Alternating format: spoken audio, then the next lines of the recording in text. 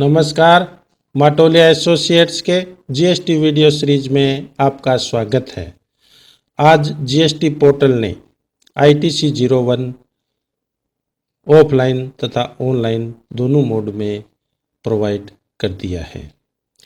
ITC 01 अगर आपकी invoices 1500 से अधिक है तो आपको ऑफलाइन टूल में फिल करना होगा, तथा अगर आपकी इनवॉइसेज 1500 से कम है तो आप ऑनलाइन मोड को भी यूज कर सकते हैं। सबसे पहले आपको gst.gov.in को लॉगिन करने पर डाउनलोड से ITC 01 ऑफलाइन टूल को डाउनलोड करना होगा।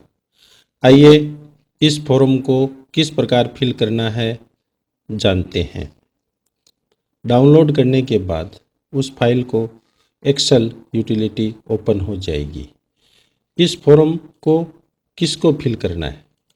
इस फॉर्म को सेक्शन 18(1)(a) के अंतर्गत अगर आपको ITC क्लेम करना है, 18(1)(a) के अंतर्गत वो पर्सन जो GST में रजिस्ट्रेशन के लिए लायबल होते हैं तथा उसके बाद 30 दिन के अंदर वो रजिस्ट्रेशन कराते हैं, तो उनको जिस दिन उनकी लायबिलिटी अराइज होती है उस दिन के स्टॉक पर अगर इनपुट टैक्स क्रेडिट का क्लेम करना है तो उनको सेक्शन 18(1)(a) के अंतर्गत इस ITC 01 को फाइल करना है।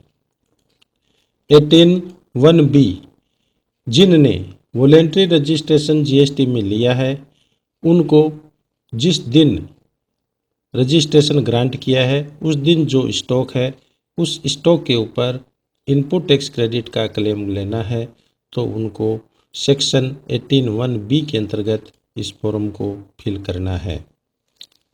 सेक्शन 18(1)(c) वो पर्सन जिन्होंने पहले कंपोजिशन स्कीम को ऑप्ट किया था तथा बाद में कंपोजिशन से ऑप्ट आउट हो गए हैं, उनको सेक्शन 18(1)(c) के अंतर्गत जो इनपुट टैक्स क्रेडिट जिस दिन उन्होंने कंपोजिशन स्कीम से ऑप्ट आउट किया है उस दिन के स्टॉक पर क्लेम करना है, तो उनको 18(1)(c) के अंतर्गत ये फॉर्म फिल करना है। वो पर्सन जिनका प्रोडक्शन या आउटवर्ड सप्लाई पहले एग्जम्प्ट था तथा बाद में टैक्सेबल हुआ है, तो उनको 18(1)(d) के अंतर्गत इस फॉर्म को फिल करना है। जिस दिन वो टैक्सेबिलिटी उस प्रोडक्ट पर एराइज हुई है उस दिन के स्टॉक के ऊपर इनपुट टैक्स क्रेडिट क्लेम करने के लिए। आइए अब जानते हैं इस फॉर्म को किस प्रकार फिल करना है। सबसे पहले GSTI नंबर यहाँ पर मेंशन करने हैं। जो भी GSTI नंबर है इसके बाद में सेज यूनिट डेवलपर यस और नो कॉलम है। इसमें अगर आप सेज में है तो यस, अदरवाइज नो को चूज करना है।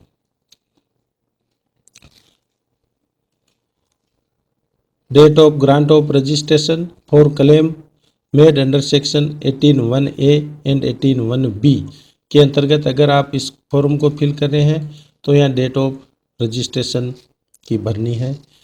अगर आप पहले कंपोजिशन स्कीम के अंतर्गत थे, बाद में कंपोजिशन स्कीम से ऑप्ट आउट किया है, तो आपको वो डेट यहाँ पर फिल करनी है, तथा आपकी सर्विसेज या गुड्स जिस दिन से टैक्सेबल हुआ है उस दिन की डेट आपको यहाँ पर इस कॉलम में फिल करनी है। इसके बाद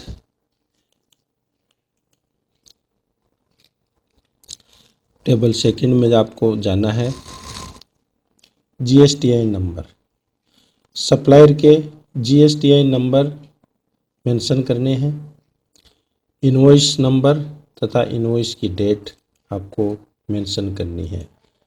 गुड्स टाइप में input held in stock, inputs content in semi finished या फिनिश्ड गुड्स या कैपिटल गुड्स, जो भी होता है वो आपको सेलेक्ट करना है। डिस्क्रिप्शन ऑफ इनपुट्स का डिस्क्रिप्शन मेंशन करना है। यूनिक क्वांटिटी कोड, जो क्वांटिटी कोड है इनपुट्स की वो आपको बैग या बंडल्स या केजी या बॉक्स जिस टाइप से हैं वो आपको इसमें से सेलेक्ट करके मेंशन करनी है। क्वांटिटी, जो क्वांटिटी है वो क्वांटिटी, इसके बाद में वैल्यू, इनवॉइस की वैल्यू आपको मेंशन करनी है। सप्लायर टाइप, सप्लायर अगर शेष से हैं या नॉन शेष से हैं वो आपको मेंशन करना है। उस इनवॉइस में जो टैक्स, सेंट्रल टैक्स है या स्टेट टैक्स है या इंटीग्रेटेड टैक्स है, जो भी टैक्स है तो वो आपको पर्टिकुलर कॉलम में फिल करना है। अगर उसके ऊपर शेष है तो शेष कॉलम में फिल करनी है। एक्शन, आपने जो डिटेल फिल की है उसको ऐड करना है या डिलीट करना है। अगर आपने ऐड करना है तो आपको ऐड कॉलम को सेलेक्ट करना है।